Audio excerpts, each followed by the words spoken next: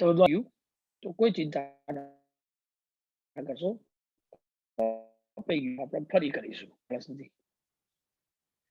સૂર્યપ્રકાશ સૌથી પહેલા 680 નેનોમીટર નું શોષણ થાય કોના દ્વારા? બોલો કોના દ્વારા થાય? PS2 ક્લોરોફિલ એ. હા, એટલે એને P680 કહેવાય. જેવું એનું શોષણ થાય પ્રકાશ શક્તિનું, આ પ્રક્રિયા એકચ્યુઅલીમાં હું જે અત્યારે બતાવું છું એ થાઇલેકોઇડની અંદર થાય, પણ એની અંદર આટલું લાંબુ સમીકરણ ના લખી શકું એટલે સમીકરણ 12 લખું છું. શું થાય? એ જ પ્રકાશ શક્તિની મદદથી થાય. H2O નું વિઘટન થાય એટલે 2H+, 2 ઇલેક્ટ્રોન અને ઓક્સિજન છૂટો પડે. ખબરી?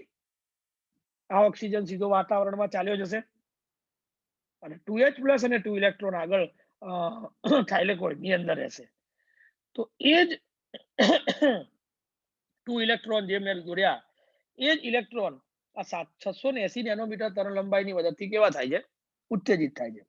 ઉત્તેજિત થયેલા ઇલેક્ટ્રોન ઊંચી સ્થિતિશક્તિ ધરાવતી કક્ષકમાં જાય એટલે એને ત્યાં કોક સ્વીકારશે, તેને ગ્રહણ કરનાર ત્યાં એક વિશિષ્ટ વિજાણુ વાહક હાજર હોય છે, ગ્રાહક, જેને ઇલેક્ટ્રોન ગ્રાહક તરીકે આપણે ઓળખીએ છીએ. તો ઇલેક્ટ્રોન ગ્રાહક ત્યાં હાજર છે અને એને સ્વીકારે છે. તો જો ઇલેક્ટ્રોન ગ્રાહક દ્વારા એ સ્વીકારાઈ ગયું. ત્યાંથી ઇલેક્ટ્રોન લાંબો સમય સુધી ઉત્તેજિત અવસ્થામાં ટકી શકતા નથી, એ તમને થિયરી ખબર છે.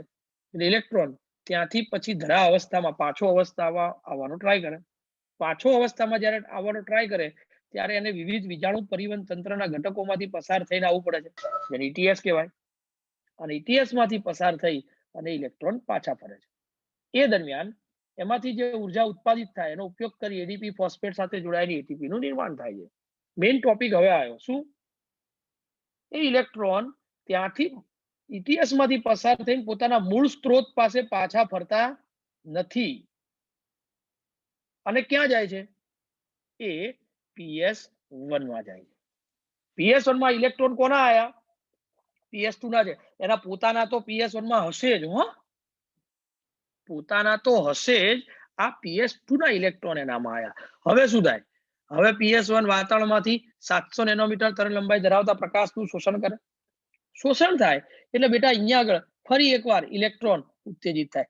મિત્રો હું તમને કહું, અહીંયા આગળ બે પ્રકારના ઇલેક્ટ્રોન ઉત્તેજિત થાય. મને કોઈ કહી શકે કયા કયા બે પ્રકારના ઇલેક્ટ્રોન ઉત્તેજિત થાય? PS2 ના પણ અને PS1 ના બી.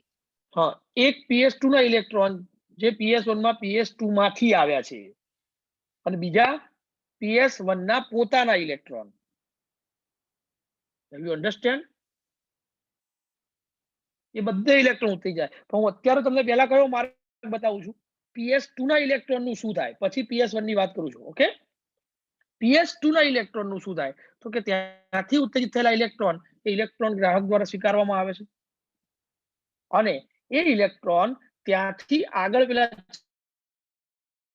માંથી પસાર થઈ શકતા નથી. તમને ખબર છે PS1 માં ઘટકો કયા હતા? FD, PQ, CYT અને PC. ખબર છે? કારણ કે આ ઇલેક્ટ્રોન PS2 ના છે એટલે ઇલેક્ટ્રોન FD માં દાખલ થઈ શકે નહીં. એટલે ચક્રીય ફોટોફોસ્ફોરાયલેશનના માર્ગે આગળ વધી શકતા નથી. એટલે આ માર્ગ એના માટે ખોટો પડે અને એટલે એ ઇલેક્ટ્રોન એ વિજાણુ ગ્રાહક પાસે સ્વીકારાઈ ગયા બાદ ત્યાં જ રહેલા NADP ના બે અણુને ઇલેક્ટ્રોન પ્રાપ્ત થઈ જાય છે અથવા NADP ઇલેક્ટ્રોનને ગ્રહણ કરી લે છે અને NADP શેમાં ફેરવાઈ જાય છે? NADPH2. મિત્રો આ પ્રક્રિયા દરમિયાન એને જરૂરી હાઇડ્રોજન ક્યાંથી આયા? NADP ને H2 જોઈએ ને, તો H2 આ છે. ઇલેક્ટ્રોન અહીંથી આયા, બરોબર, અને હાઇડ્રોજન અહીંથી આયા. પાણીના વિઘટન માટેના જે હાઇડ્રોજન છે ને એ જ હાઇડ્રોજન NADP સાથે જોડાય અને એ જ ઇલેક્ટ્રોન NADP સાથે જોડાય અને NADP શેમાં ફેરવાય છે? NADPH2 માં ફેરવાય છે. કેમ આવું થયું? કારણ કે એ ઇલેક્ટ્રોન ચક્રીય માર્ગે આગળ વધી શકતા નથી. કેમ આ ઇલેક્ટ્રોન ચક્રીય માર્ગે આગળ નથી વધી શકતા? PS2 ના ઇલેક્ટ્રોન છે. કારણ કે PS2 ના ઇલેક્ટ્રોન છે. PS2 ના ઇલેક્ટ્રોન PS1 ના માર્ગે આગળ ના વધી શકે. તો પછી PS2 અને PS1 એવું અલગ હોત જ નહીં ને, એક જ વસ્તુ હોત. ખબર પડી? આ બે માર્ગ એટલે જ બન્યા કે એના ઇલેક્ટ્રોનના પરિવહનનો દિશા અને રચના ઘટના બધી અલગ છે. ફિઝિક્સ, કેમિસ્ટ્રી, બાયોલોજી અલગ છે એટલે 3 શિક્ષકો ભણાવે છે. મિત્રો હું જ ના બધું ભણાવતો હોત એના જેવી વાત. ઓકે, હવે PS1 નું શું થાય? PS1 ના ઇલેક્ટ્રોન શું કરશે? તો ઇલેક્ટ્રોન ગ્રાહકમાંથી પસાર થાય અને ત્યાંથી ETS માં જશે. ETS ખબર છે ને, ઇલેક્ટ્રોન ટ્રાન્સપોર્ટ સિસ્ટમ. PS1 ના પોતાના 4 ઘટકો. કયા 4 ઘટકો યાદ રહ્યું? FD, PQ, CYT PC અને એમાંથી પસાર થઈ પોતાના મૂળ સ્ત્રોત પાસે CYT અને PC. મૂળ સ્ત્રોત પાસે પાછા આવે.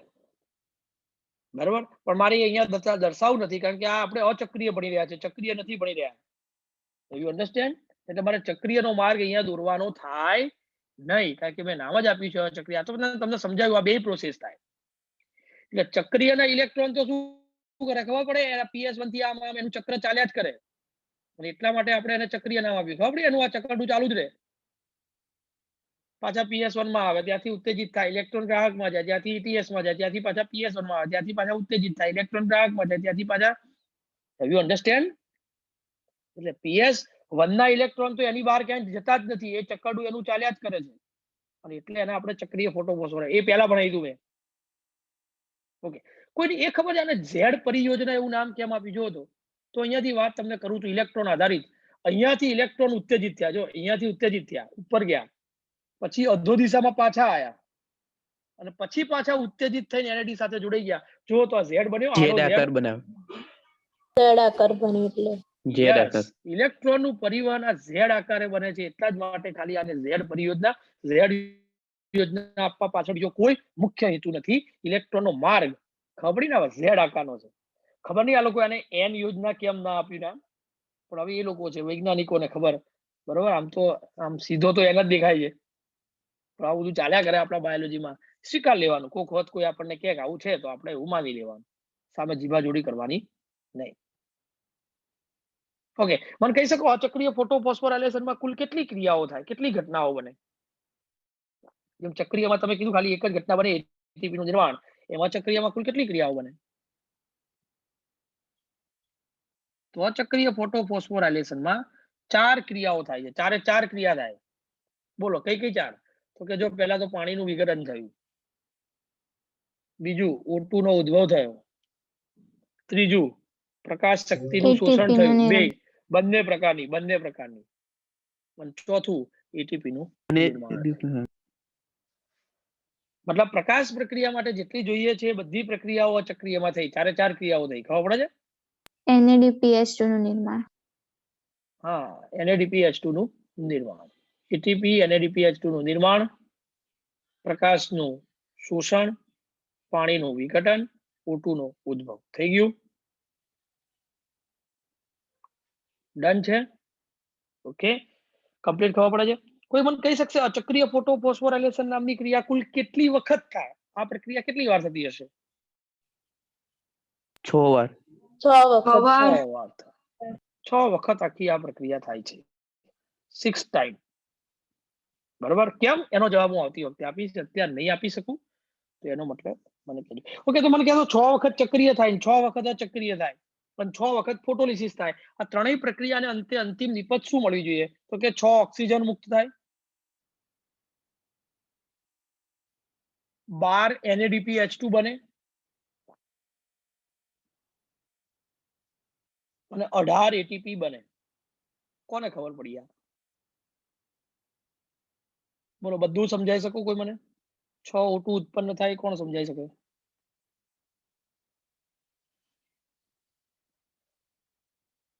અચક્રીયમાં 6 ઓક્સિજન નો ઉદ્ભવ થાય, 6 વખત થાય ને એટલે 6 O2 નો ઉદ્ભવ થાય. ચલો, 18 ATP કઈ રીતે સમજાઈ શકો? ચક્રીયમાંથી 2 અને અચક્રીયમાંથી 1, એટલે કુલ 3. ચક્રીયના 1. હવે ખબર પડી? હવે વિચારો, જો હવે તમે ચક્રીયનો 1 ગણો તમારી પાસે 18 ATP થાત. બરોબર? એટલે આ આખી વસ્તુ આખી થિયરેટિકલી હું તમને સ્ટ્રોંગ બનાવવાનો ટ્રાય કરું છું. મારો ચાર્ટ એટલે હું કઈ ઘેરથી નહીં આવેલો, હું ક્યાંય આકાશમાંથી નહીં ટપકેલો. બધી પ્રક્રિયાઓને સમજ્યા પછી હું તમારા માટે કંઈક વાસ્તવિક વાત તમારી આગળ રજૂ કરું છું. એટલે તમારે એ વિચારવાનું. નીટ માટે તો એ જ યાદ રાખવાનું, બોર્ડના મારે કોઈ લેવા દેવા નહીં. બરાબર? બોર્ડમાં જે હોય, બોર્ડમાં એકાદ માર્ક ઓછો આવે તો કોઈ ફરક મને નહીં પડતો, પણ નીટમાં તમારો કોઈ કોન્સેપ્ટ ક્લિયર રહી ના જવો જોઈએ. Have you understand? હાર્દ. અને 12 NADPH2 કેમ? તો અહીંયા એકમાં 2 થાય તો 6 વખત થાય, 6 દુને 12. તમે ચોપડીમાં જોશો, ચોપડીમાં NADPH2 પણ એક જ બતાવ્યો છે. બોલો, એક છે NADPH2 એટલે 6 વખત થાય એટલે 12. પણ મેં 2 લખ્યા છે કારણ કે વાસ્તવિક જે થવું જોઈએ તો થવું જ જોઈએ ને યાર. હવે ચોપડીને મારે ક્યાં સુધી પછી સાચવવાની? એટલે હવે તમને ખબર પડી કે આ બધા ચાર્ટ હું ડબલ વાર કેમ દોરું છું? હા ને, એક ચોપડીનો ને એક મારો, એક ચોપડીનો ને એક મારો, એટલા માટે. ઓકે, ચાલો ફરી એકવાર મારો ચાર્ટ. શું થશે? અચક્રીય પ્રકાશ 2 ઘટકો ભાગ લે છે, PS1 અને PS2. PS1 માં 680, PS2 માં 700. શું થાય બોલો? સૌથી પહેલી શરૂઆત PS2 થી થાય. તમારે તફાવત આપવાનો છો, છેલ્લે તફાવત હું પૂછવાનો છું, એટલે એ તફાવત તમારે મને આપવો પડશે.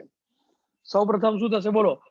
સૂર્યપ્રકાશમાંથી 680 નેનોમીટર તરંગલંબાઈ ધરાવતા પ્રકાશનું શોષણ થાય. શોષણ પ્રકાશનું થાય. શોષણ થાય એટલે પાણીના અણુનું વિઘટન થાય. 4 ઇલેક્ટ્રોન, 4 H+ અને ઓક્સિજન. ઓક્સિજન મુક્ત થઈ ગયો.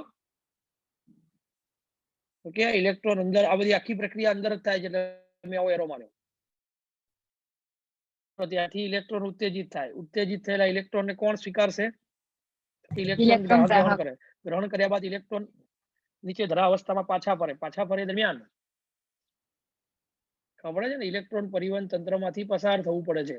તે પસાર થાય એ દરમિયાન એમાં ઘટકો ત્યાં કયા હતા? PS1 ના ચક્રીયના કયા હતા? PS1 ના નહીં, ચક્રીયના. FD, PQ, FD, CYT. PQ, CYT અને PC. અહીંયા છે Q, PQ, CYT, PC. એટલે બાકીના 3 કોમન, ખાલી પહેલો અલગ આવ્યો, Q આવ્યો. F ખબર પડી? જ્યાં Q એટલે ક્વિનોન થાય, જો ઉપર ધાબે લખી દીધું છે, Q એટલે ક્વિનોન. Q એટલે શું થાય? ક્વિનોન. પછી પ્લાસ્ટો ક્વિનોન, પછી CYT એટલે સાયટોક્રોમ, ને PC એટલે પ્લાસ્ટોસાયનિન. ત્યાંથી Cytosine. ઇલેક્ટ્રોન મુક્ત થાય છે. મુક્ત થયેલા ઇલેક્ટ્રોન PS2 પાસે પાછા જતા નથી, નથી. એટલે એને અચક્રીય કહેવાય. અને એ દરમિયાન એડીપી ફોસ્ફેટ સાથે જોડાઈને એટીપી નું નિર્માણ કરે છે. ચલો હવે PS1 વાતાવરણમાંથી 700 નેનોમીટર તરંગલંબાઈ ધરાવતા પ્રકાશનું શું કરે છે? શોષણ. એ પ્રકાશ શોષાય એટલે ઇલેક્ટ્રોન ઉત્તેજિત, પણ અહીંયા ડબલ ઇલેક્ટ્રોન ઉત્તેજિત થાય. તમારી સમજ માટે, એક તો એના પોતાના અને PS2 માંથી આવેલા છે એ. પણ હું અત્યારે ખાલી PS2 વાળા જ બતાવું છું. PS2 વાળા ઇલેક્ટ્રોન ગ્રાહકમાં જાય અને ત્યાંથી ઇલેક્ટ્રોન 2 NADP સાથે જોડાઈને 2 NADPH2 નું નિર્માણ કરે છે. ઓકે, આ ચાર્ટ આમને આમ રહેવા દઉં છું, મને ચક્રીયનો તફાવત આપો. ચાલો, શું ફરક લખશો તમે? તફાવત લખવાના 4 મુદ્દા કીધા હોય તો થઈ શકશે? 4 મુદ્દા જોવો તો. ફોટોફોસ્ફોરાઇલેશન ચક્રીયમાં ખાલી PS1 જ ભાગ લે છે, જ્યારે અચક્રીયમાં PS1 અને PS2 Exactly. બંને ભાગ લે છે. ચક્રીયમાં ખાલી PS1 જ ભાગ લે, અચક્રીયમાં તન્મય સાચું વાત, PS1 PS2 બંને ભાગ લે છે. બીજો મુદ્દો.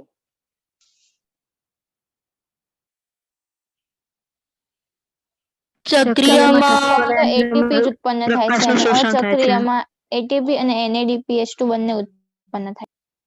યસ, પેલામાં ખાલી એટીપી નું નિર્માણ થાય, એટીપી NADPH2 બંને ઉત્પન્ન થાય. ત્રીજો મુદ્દો, ચક્રીયમાં પાણીનું વિઘટન થતું નથી, અચક્રીયમાં પાણીનું વિઘટન થાય છે. ચોથો મુદ્દો, ચક્રીયના ઇલેક્ટ્રોનનું પ્રથમ વીજાણુ વાહક ફેરેડોક્સિન છે, અચક્રીયમાં પહેલો વીજાણુ વાહક ક્વિનોન છે. સમજ પડે છે? પાંચમો મુદ્દો, ચક્રીયમાં ઓક્સિજનનો ઉદ્ભવ થતો નથી, અચક્રીયમાં ઓક્સિજનનો ઉદ્ભવ થાય છે. આગળનો મુદ્દો, ચક્રીયમાં માત્ર 700 નેનોમીટર તરંગલંબાઈનું શોષણ થાય, અહીંયા આગળ 680 અને 700 બંને નેનોમીટર તરંગલંબાઈનું શોષણ થાય છે. મિત્રો, અહીંયા આખી પ્રકાશ પ્રક્રિયા પતી. સાંભળો, કઈ પતી ગઈ? પ્રકાશ પ્રક્રિયા આખી પૂરી થઈ ગઈ. કેમ? પ્રકાશ પ્રક્રિયાના 3 સ્ટેપ પતાયા. પાણીનું વિઘટન થયું, ચક્રીય ફોટોફોસ્ફોરાઇલેશન થયું અને અચક્રીય ફોટોફોસ્ફોરાઇલેશન થયું. ઓકે, આ એની આખી થિયરી લખી છે મેં. ચાલશે કે સમજાવવી પડશે? ચાલશે ને? જે સમજાવ્યું એનું એ જ લખેલું છે. તો ચક્રીય ફોટોફોસ્ફોરાઇલેશન ઝેર યોજના કેમ કહેવાય, એની આખી થિયરી તમારા માટે ડન છે.